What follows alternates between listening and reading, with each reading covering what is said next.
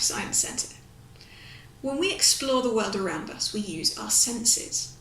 We have 5 we talk about a lot: hearing, sight, taste, touch and smell, plus some others like our sense of balance. We learn a lot from these senses. From sight, we can tell what colour something is, what size it is and how bright it is. And from hearing, we can tell what pitch something is, how loud it is, and sometimes how hot it is.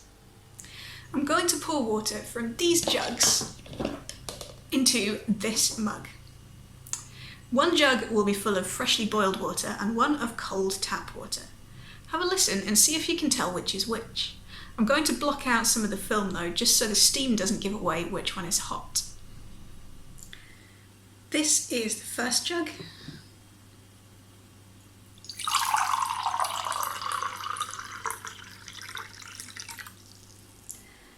And this is the second jug.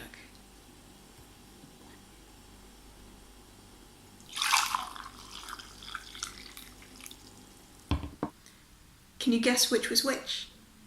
If you want to go back and listen again before I tell you the answer, pause this video now. The first jug contained cold water, and the second jug contained hot water. You can hear the difference because different temperatures of water have different levels of viscosity or thickness. Normally, the molecules in water stick together quite a lot.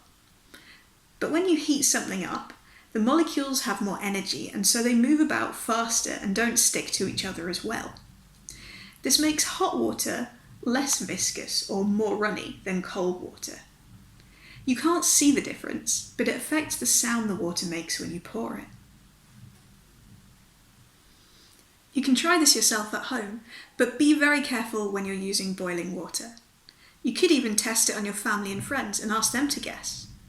Let us know what happens by tagging us on social media @Science at Life.